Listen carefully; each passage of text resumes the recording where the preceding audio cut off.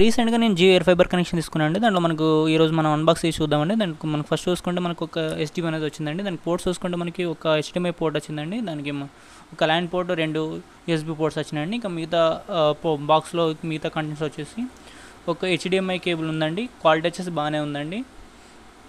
And మిగతా contents వచ్చేసి ఇంకా మిగతావి ఒక ఇన్వర్టర్ రిమోట్ ఉందండి. ఇది మనం బోత్ టీవీ అండ్ HDMIని మనం కంట్రోల్ చేసుకోవచ్చు అండి దీంతో. అండ్ మిగతా ఇంకా చూసుకుంటే మనకి బాక్స్లో ఒక 12 volts అడాప్టర్ వచ్చిందండి. క్వాలిటీ బాగానే ఉందండి.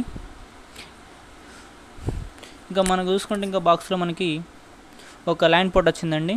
దీంతో మనము వైడ్గా కనెక్ట్ చేయొచ్చు అండి బాక్స్ అండ్ రౌటర్ని. అండ్ ఇంకా మిగతా చూసుకుంటే మనకి ఇక్కడ ఒక క్విక్ స్టార్ట్ గైడ్ కనబడుతుందండి. మరి మా టీవీ వచ్చేసి ఇది CRT టీవీ అండి. దానికోసమని నేను ఒక కన్వర్టర్ తీసుకున్నాను అండి. HDMI to AV కన్వర్టర్ అండి ఇది. అండ్ ఇక్కడ బూట్ అవుతుంది చూడండి మన సెటప్ బాక్స్ వచ్చేసి. నేను ఆల్రెడీ తీసుకొని ఇప్పటికి 10 days అవుతుంది కనెక్షన్. ఇక్కడ చూసుకోవచ్చు మనకి సెటప్ బాక్స్ అనేది బూట్ అయిపోయిందండి. ఇక్కడ మనం చూసుకోవచ్చు స్క్రీన్ మీద మనకు ఒక జియో టీవీ ప్లస్ వచ్చేసి ప్రజెంట్గా అయితే మనకు దీంట్లో లైవ్ టీవీ వచ్చేసి వస్తుందండి.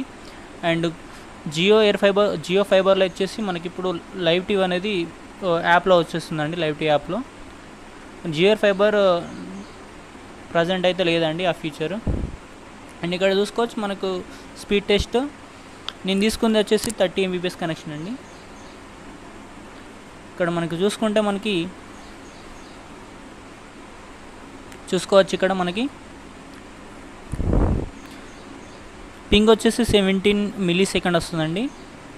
అండ్ స్పీడ్ వచ్చేసి 29 Mbps వస్తుందండి. మా ఏరియాలో అయితే both upload and download speed వచ్చేసి బాగానే వస్తుందండి. 30 Mbps వరకు వస్తుందండి. Thank you.